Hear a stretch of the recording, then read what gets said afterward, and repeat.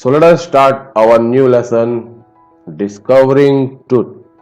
The saga continues by A.R. Williams. Discovering Truth, truth की खोज।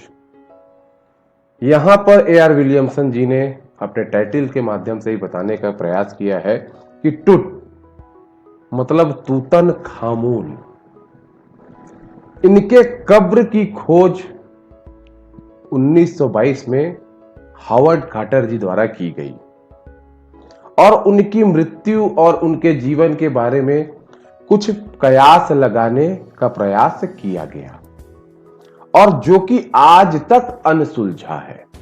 इसीलिए अपने टाइटल को उन्होंने एक कॉलन देकर, कॉलन का इस्तेमाल हम करते हैं पहले सेंटेंस के बारे में जब दूसरा सेंटेंस बताने वाला होता है तब। तो यहां पे डिस्कवरिंग ट्रुथ के बाद कॉलन लगा के उन्होंने जो द सागा कंटिन्यूज कहा है, गाथा अभी जारी है, मतलब उनके बारे में जानना अभी भी जारी है। अब देखते हैं यहां पर ए आर विलियमसन जी ने कुछ इंट्रोडक्शन दिया है तूतनखामेन जी के बारे में, वह क्या बताते हैं। He was just a teenager when he died, जब उनकी मृत्यु हुई, व्हेन ही डायड, वह बहुत कम उम्र के थे, टीनेजर, कम उम्र के। The last heir of a powerful family that had ruled Egypt and its empire for centuries. The last heir of a powerful family, एक बहुत ही शक्तिशाली परिवार के अंतिम उत्तराधिकारी थे। कौन? तूतनखामेन। दैट हैड रूल्ड इजिप्ट, जिस परिवार ने इजिप्ट में शासन किया और इट्स एम्पायर फॉर सेंचुरी, और उनका साम्राज्य 100 सालों से ज्यादा भी तक कायम रहा। He was laid to rest, laden with gold and eventually forgotten. He was laid, passive sentence है, पैसिव वॉइस है। He was laid, उन्हें डाल दिया गया। To rest, आराम करने के लिए। Laden with gold, सोने से लदा हुआ।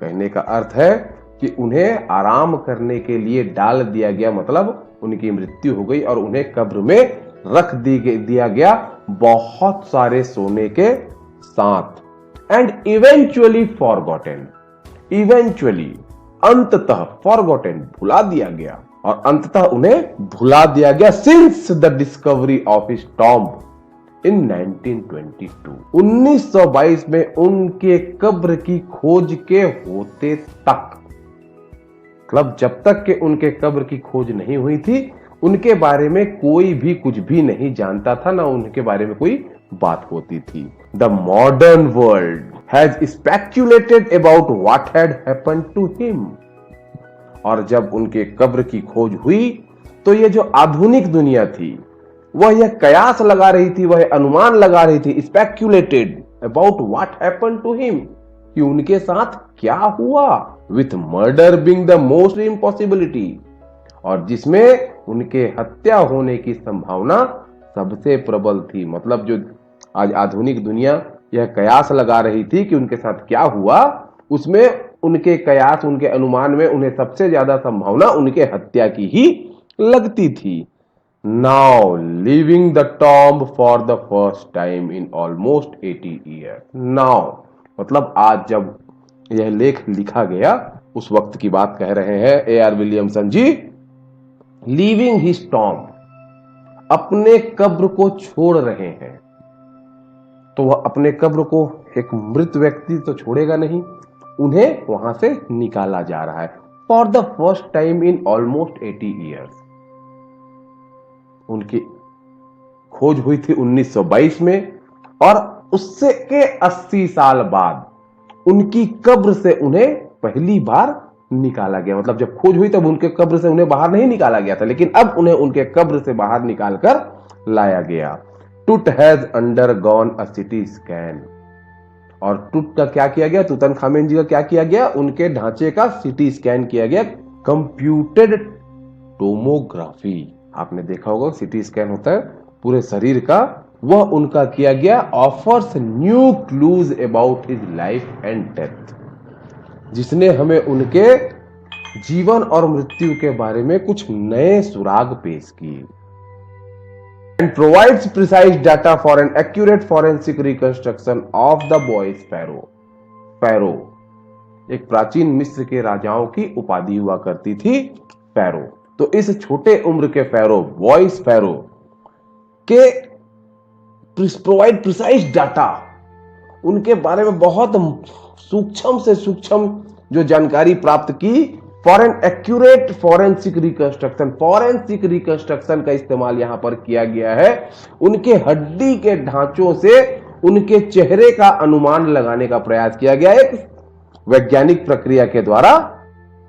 यह स्कैन और फॉरेंसिक रिकंस्ट्रक्शन के माध्यम से उनके लिए किया गया।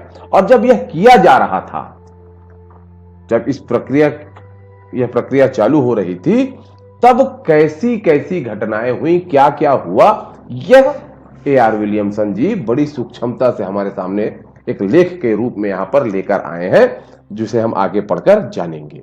A.R. विलियमसन जी कहते हैं, an angry wind stirred up ghostly dust devils as King Tut was taken from his resting place in the ancient Egyptian cemetery known as the valley of the King. जब King Tut के शरीर को उनके resting place से, resting place मतलब उनका कब्र, जहां पर वह आराम कर रहे थे, मतलब उनके कब्र से, जो कहां था, in the ancient Egyptian cemetery, Egypt के एक प्राचीन कब्रिस्तान में जो उनका कब्र वहां पर रखा हुआ था, known as the valley of the king, जिसे वैली ऑफ द किंग के नाम से भी जाना जाता है। जब वहां से उन्हें निकाला जा रहा था, वहां से उन्हें लाया जा रहा था, N angry wind stirred up ghostly dust devil, बहुत तेज तूफान, एंग्री विंड, जो हवा थी वह बड़े गुस्से में लग रही थी, मतलब एक तूफान जोर का हो रहा था जो स्टीयर्ड अप, गोल गोल घूम रहा था और भूतिया लग रहा था। जैसे आपने गर्मी के दिनों में देखा होगा ना, बवंडर निकलते हैं तो हम उन्हें भूत कहते हैं, उसी प्रकार का। Dark bellied clouds had scudded across the desert sky all day and now were veiling the stars in cascade gray. Dark bellied clouds, belly, गर्भवती महिला का पेट जिस तरह से बड़ा होता है, उसी प्रकार का उसे बैली कहा जाता है। डार्क बेलिड क्लाउड, काले बड़े पेट वाले, यहां पर बताया गया डार्क बेलिड का अर्थ है कि उस बादल में पानी बहुत ज्यादा भरा हुआ होगा, तभी वह काला होता है, काले बादल होते हैं। हैड स्कूडेड अक्रॉस, स्कूडेड, बादल जैसे धीरे धीरे धीरे आगे बढ़ता है, उसी प्रकार से बताया गया कि वह डार्क बेलिड क्लाउड्स कर रहे हैं, धीरे धीरे आगे बढ़ रहे हैं अक्रॉस द डेजर्ट, जो कि कहां किसको पार कर रहे हैं, डेजर्ट स्काई, उस रेगिस्तान के आसमान को पूरे दिन धीरे धीरे धीरे पार करते हुए। एंड नाउ, और अब, were veiling the stars in casket grey. Casket grey के बारे में आपको बता दूं, कास्केट का मतलब सोने चांदी रखने वाली, कीमती सामान रखने वाली जो डिबिया होती है, उसे हम कास्केट कहते हैं। तो यहाँ पे casket stars in casket grey का मतलब है कि वह जो बादल है, जो एक डबिया के समान, ग्रे का यहाँ पे बादल के रंग के साथ तुलना किया गया है। ग्रे कलर की जो डिबिया है वह क्या कर रही है, उन सितारों को छुपा रही है, वेलिंग, जैसे हम अपने कीमती सामानों को अपने डबिया में छुपाते हैं, उसी प्रकार ये जो बादल है वह उन सितारों को अब धीरे धीरे शाम के समय उन्हें छुपा रही है। मतलब अब समय कौन सा हो गया है, शाम का हो गया है। और आगे की लाइन में कहते हैं, इट वॉज 6 PM ऑन 5 जनवरी 2005, यह शाम के 5 जनवरी 2005 के शाम का वक्त था। The world's most famous mummy glided head first into an city scanner brought here to probe the lingering medical mysteries of the little understood young ruler who died more than 3300 years ago. The world's most famous mummy, दुनिया की यह सबसे प्रसिद्ध mummy. मिस्र की सभ्यता में हम मृत शरीरों को सुरक्षित केमिकल रिएक्शन करा के जो रख दिया करते थे, उन्हें मम्मी कहा जाता था।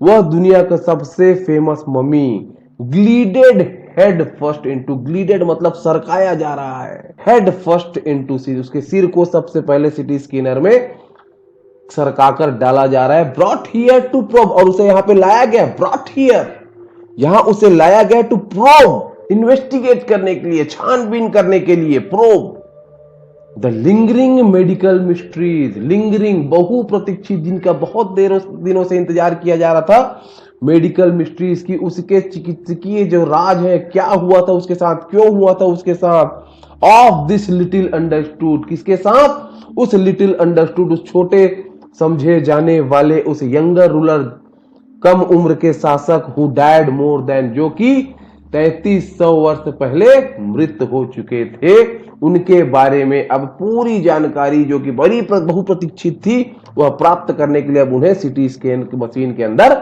डाला जा रहा है, ग्लीडेड, धीरे धीरे खिसकाया जा रहा है। All afternoon the usual line of tourist from around the world had descended into the cramped rock-cut tomb some 26 feet underground to pay their respects.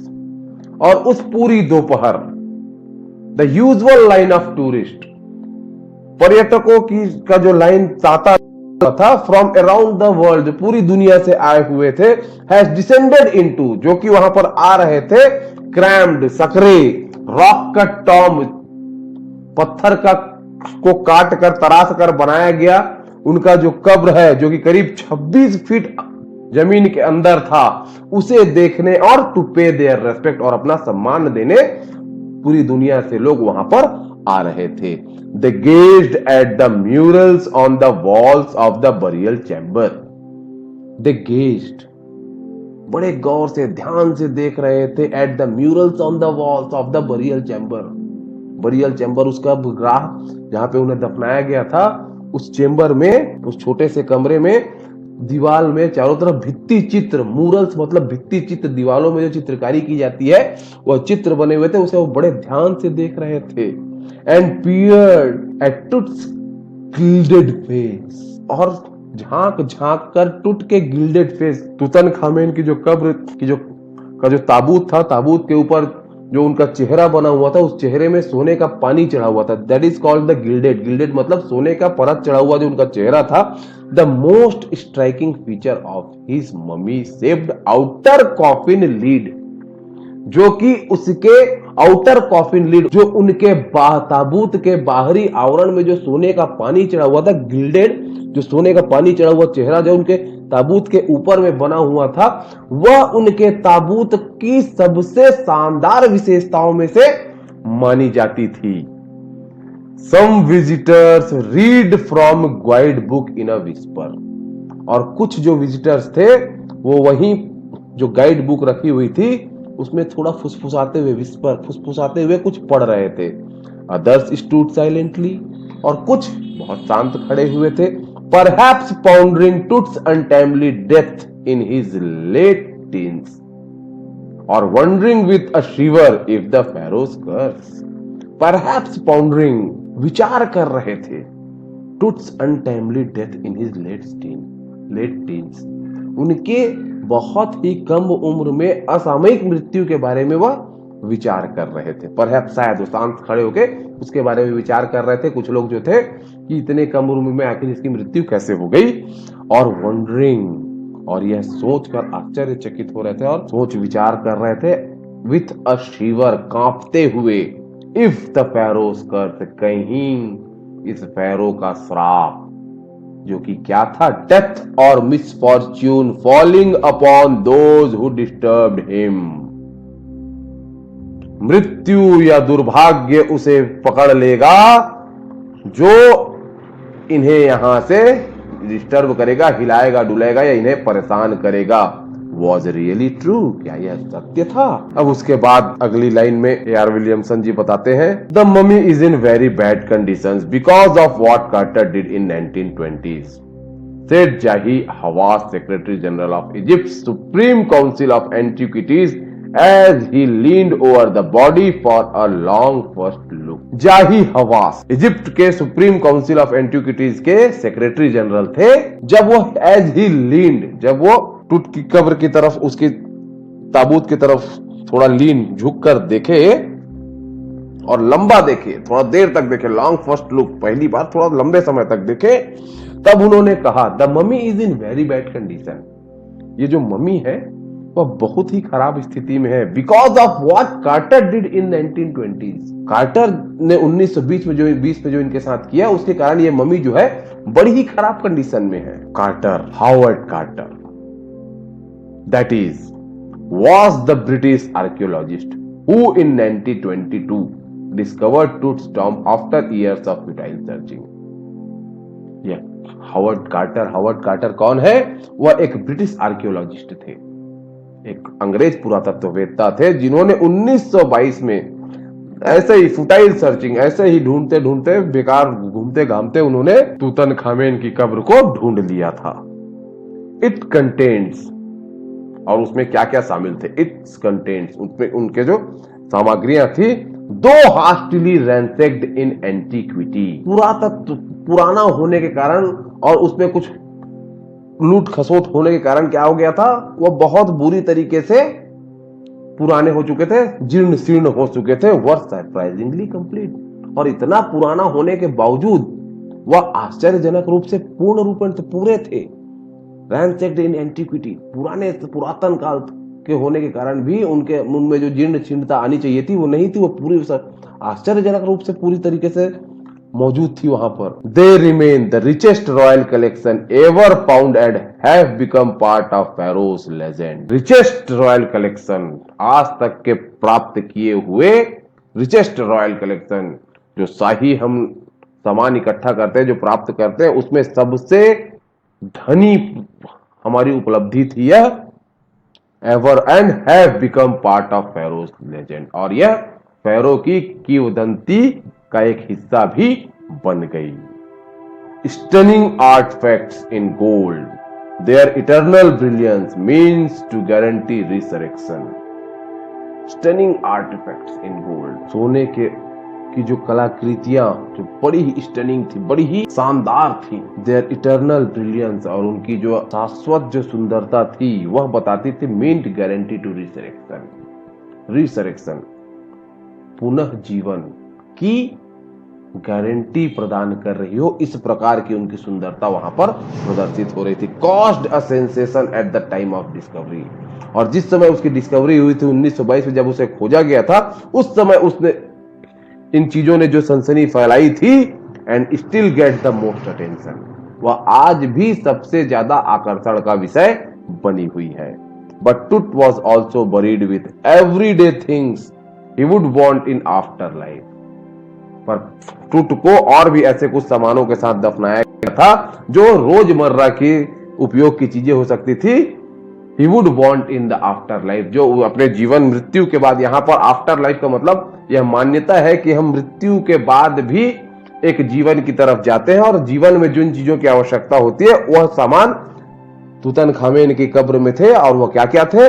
Board games जैसे चेस, लूडो वगैरह जैसे कुछ बोर्ड गेम्स होंगे, bronze razor, एक दाढ़ी बनाने का उस तरह वगैरह, लिनेन अंडरगारमेंट्स, लिनेन के कपड़े, cases of food and wine, शराब और खाने के पात्र, बर्तन, यह सब वहां पर उनके कब्र में मौजूद थे। जैसे उन्हें इन सब चीजों की आवश्यकता मृत्यु के बाद भी होगी, क्योंकि मृत्यु के बाद भी उनका मानना था कि जीवन है। After months of carefully recording the ferrous funerary treasure, महीनों के केयरफुली एक एक चीज की बारीक बारीक जानकारी प्राप्त करना, किसका? द फेरोस फ्यूनररी ट्रेजर्स, फेरो के मतलब तूतनखामेन के फ्यूनररी ट्रेजर मतलब उनकी कब्र में जो खजाना मिला था। खजाना मतलब उसमें सामान थे, सोने के सामान थे, कपड़े थे, सारे चीज सोने और चांदी से बने हुए थे। इन सब चीजों का एक एक करके महीनों तक जब बारीक आकलन किया गया, Carter began investigating his 3 nested coffin. अब कार्टर, हावर्ड कार्टर जो है वह उनके 3 नेस्टेड, उनका जो ताबूत था वह 3 परत का था। उनका वह धीरे धीरे क्या है, जांच परख करना, इन्वेस्टिगेशन करना शुरू किए। ओपनिंग द फर्स्ट, जब उन्होंने पहला खोला, he found a shroud adorned with garlands of willow and olive leaves, wild celery, lotus petals and corn flowers। जब उन्होंने पहला ताबूत खोला तो उन्हें क्या मिला? He found a shroud adorned with garlands of willow and olive leaves। उन्हें एक श्राउड मतलब एक कफन मिला, एडॉर्न्ड विद, जो सजा हुआ था, एडॉर्न डेकोरेटेड, जो सजा हुआ था किससे? Garland of willows and olive leaves. Garland मतलब माला, विलो नाम का एक पेड़ होता है, उसके फूल होते हैं, उनके उस फूलों की माला और ऑलिव लीव्स और उनकी पत्तियों से, फूल और पत्तियों से बनी हुई जो माला है उससे सजा हुआ उनका एक ताबू कफन मिला। वाइल्ड सेलेरी, अजवाइन, जंगली अजवाइन, लोटस पेटल्स, कमल के दल, and cornflowers, the faded evidence of a burial in March और अप्रैल। और इससे कुछ ये अंदाजा लगता था कि उन्हें मार्च या अप्रैल के महीने में दफनाया गया होगा। When he finally reached the mummy, और जब धीरे धीरे तीसरे ताबूत में वो पहुंचे और अंततः जब वो उस मम्मी तक पहुंचे, तूतनखामेन की वास्तविक बॉडी तक पहुंचे, he ran into trouble। मतलब वहां तक पहुंचने में उन्हें बहुत तकलीफ उठानी पड़ी। He ran into trouble, बहुत आसानी से नहीं पहुंचे, बहुत तकलीफ उठानी पड़ी। The ritual resins had hardened। Ritual reading, अंतिम कर्म के समय जो क्रियाकलाप किए जाते हैं, जो नियम कानून अपनाए जाते हैं, रिचुअल्स, रीति, जो रीतियां होती हैं, उसमें जो रेजिन, यहाँ पे एक चिपचिपा ज्वलनशील पदार्थ है जो पानी में नहीं घुलता, एक पदार्थ है, वह बहुत सख्त हो चुका था, हेड हार्डेंड, वह बहुत ही सख्त हो चुका था। Cementing to the bottom solid gold coffin, और उनके कॉफिन में सोने से सीमेंटेड मतलब चिपका दिया गया था। No amount of legitimate force could move them. और यहां पर कार्टर रोट लेटर, कार्टर लिखते हैं बाद में कि किसी भी प्रकार की जो लेजिटिमेट, हमारी जो वास्तविक ताकत होती है, आदमी की मिलके, हम 10-5 आदमी मिलके जो लेजिटिमेट ताकत इस्तेमाल करते हैं, उससे तो हम उसे नहीं हटा सके। What was to be done? अब क्या किया जाए? यह कार्टर लिखते हैं कि अब क्या किया जाए। उनके समझ में नहीं आ रहा था, वहां तक पहुंच तो गए, लेकिन वो कॉफिन में इतनी बुरी तरीके से फंस चुका था उनका जो शरीर था, कि अब उन्हें वहां से निकालते बन नहीं रहा था। The sun can beat down like a hammer this far south in Egypt. और इस पूर्वी इजिप्ट में जो सूर्य था वह हथौड़े की तरह लग रहा था, मतलब सूर्य की रोशनी इतनी तेज थी कि वहां की गर्मी बर्दाश्त नहीं हो रही थी। And Carter tried to use it to loosen the resin. तो कार्टर ने सोचा इस रेजिन्स को इस गर्मी से पिघलाने का प्रयास किया जाए, शायद ये हमारी कुछ मदद करे, हमको तो इतना तकलीफ दे रही है, शायद इस रेजिन को भी पिघला दे वो। फॉर सेवरल हावर्स, और कुछ घंटों तक ही set the mummy outside in blazing sunshine and heated it to 149 degrees Fahrenheit. ने क्या किया, उसने उस गर्म धूप में मम्मी को ले जाकर रख दिया और उसे 129 डिग्री फ़ारेनहाइट तक के उसे गर्म किया। नथिंग बस्ट, लेकिन कुछ नहीं हुआ। He reported with scientific detachment, nothing burst, कुछ भी वहां पे नहीं हुआ, उनको कुछ भी हिला तक नहीं सका, उसमें कोई परिवर्तन नहीं आया। He reported with scientific detachment, उसने scientific detachment मतलब, डिटैचमेंट का मतलब होता है सेना की टुकड़ी, और scientific detachment मतलब वहां पे जो वैज्ञानिकों का दल था उनके साथ उन्होंने यह रिपोर्ट पेश की that की the consolidated material had to be chiseled away from beneath the limbs and trunk before it was possible to raise the king's remains। The consolidated material, ये जो मटेरियल है जो चारों तरफ से पता नहीं किस किस चीजों से बना हुआ है, had to be chiseled away, इसे हमें चीजल मतलब छेनी हथौड़ी से ही इसे तोड़कर निकालना होगा। फ्रॉम बीनीथ द लिम्स, उनके शरीर से नीचे से, and trunk before it was, trunk मतलब धड़ा, मतलब उनके लिम्ब मतलब कमर के नीचे का भाग, और ट्रंक मतलब धड़ा ऊपर के भाग, उनके नीचे से उसको काट कर निकालना पड़ेगा। Before it was possible to raise the king's remains, ताकि हम उनके टुकड़ों को आसानी से बाहर निकाल सकें। So that is all with your first part of discovering truth. The saga continues. Thank you.